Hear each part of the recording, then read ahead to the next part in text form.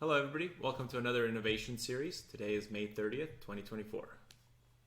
In our 11th release, we released Snippets, and this is a released, ready to go, production supported feature.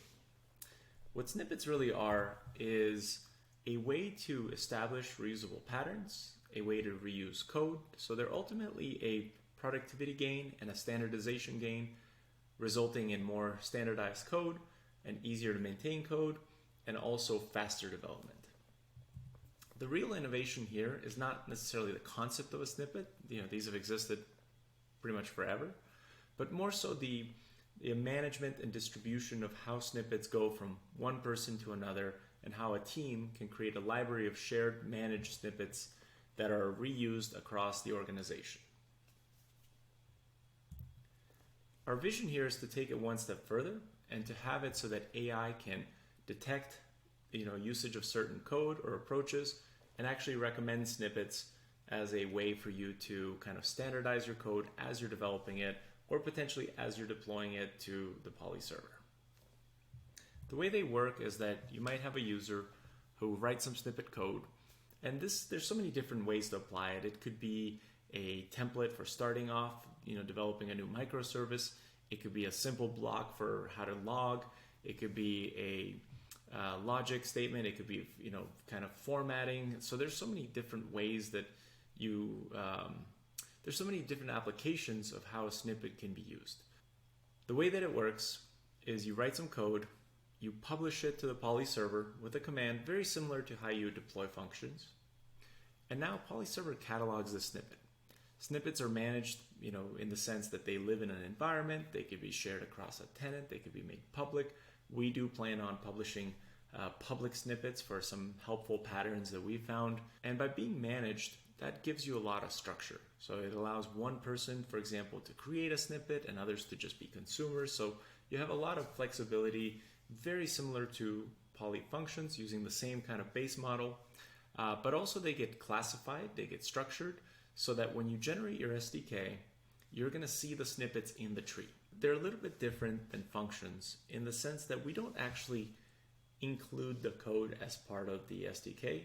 And the reason we did this is because we didn't want a bunch of half-completed code effectively to be part of a project, right? It doesn't belong in the SDK. It should just be maybe indexed in the SDK so you can find it easily. But when you go ahead and copy the snippet, we actually download it real time from the server.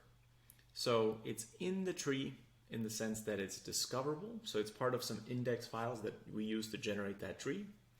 But the code itself is not there. So it won't throw off any rules or linting or anything like that. The code is downloaded in real time when you click and consume the snippet. So I'd love to show you a demo of how to use snippets in a real project. So we'll start off our demo in VS Code. Here I've pre-written a snippet. The key thing to note here is that it's just code. There's nothing special about a snippet. It's just a file with some code in it. And these could be written, like I mentioned, on a per customer basis. So you can share them within a project team. You can share them within your company. But there is also the opportunity for publishing them in a public way, like you can with functions. So if you're a partner or a member of the community, you want to contribute to the community, you're welcome to also create and publish snippets as well.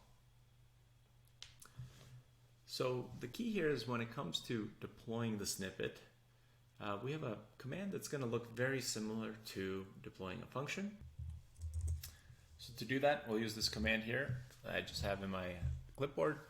And it's basically npx poly snippet add. So very similar to npx poly function add. And then the name of the snippet that you want to assign to it. So I'll just call this an example function. And then the source file. And then you can assign a snippet into a context. And this allows you to basically structure your hierarchy of functions, variables, snippets in the right context so that the snippets are actually co-located with the actual functions that they are maybe helpful for, or projects that they help with, or examples for, etc. So we'll go ahead and run this command. We can see the snippet's been added. And next up, let's take a look at the snippet inside the Poly catalog. So we'll go ahead and just use Postman here. We are catching up with our UI, so the API is always going to be ahead of the UI. So my guess is a couple months out, you're going to have a UI that represents this view here. But for now, if we look inside the catalog, we can see that we've got a snippet, example function, it's of type JavaScript. We've put it in the standards.examples context. Again, you have full control over that. It's got an ID assigned to it, etc. And you can even go into the details of the snippet, and then you can go and view the code for it. So you can do /code. And so what this means is we'll actually be able to render this code in the UI as well. So you'll be able to manage the snippet, maybe edit it. I don't know if we'll ever get into editing using our browser, but at least you'll be able to render it and see it and inspect it.